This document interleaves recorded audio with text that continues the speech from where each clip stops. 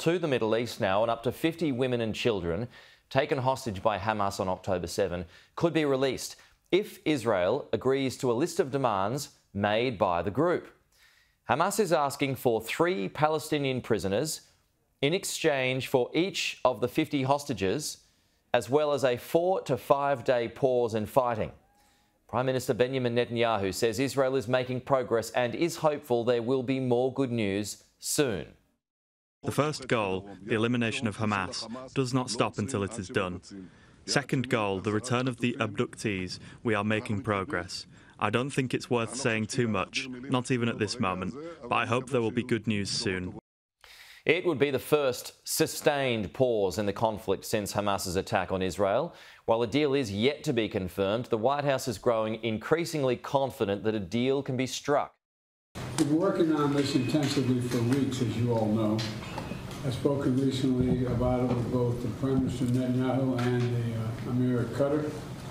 And my team has been in the region shuttling between capitals. We're now very close, very close. We could bring some of these hostages home very soon. Sky's Dominic Waghorn has more now from Tel Aviv, where relatives of hostages have been holding a protest outside the Israeli cabinet meeting. There's enough of a deal that's been thrashed out by the Qatari mediators between Hamas and Israel indirectly for the Prime Minister Benjamin Netanyahu to have something to discuss and put to his cabinet. He's in the Kiryat, that is the military headquarters of Israel behind me. He's been meeting with the war cabinet.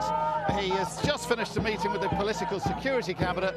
He's now meeting the entire government of Israel, and he knows already that one of those members of government, the far-right Minister for Security, Itamar Ben-Gvir, has come out against the deal, saying it could be a disaster for Israel. So that's one thing for him to worry about, and also these people to worry about. They are relatives of the hostages, friends and supporters of those relatives, and they have come out here and they have stopped the traffic with their protest. They have said they're very frustrated about the lack of progress towards the release of their relatives, but also frustrated that the government is telling them nothing.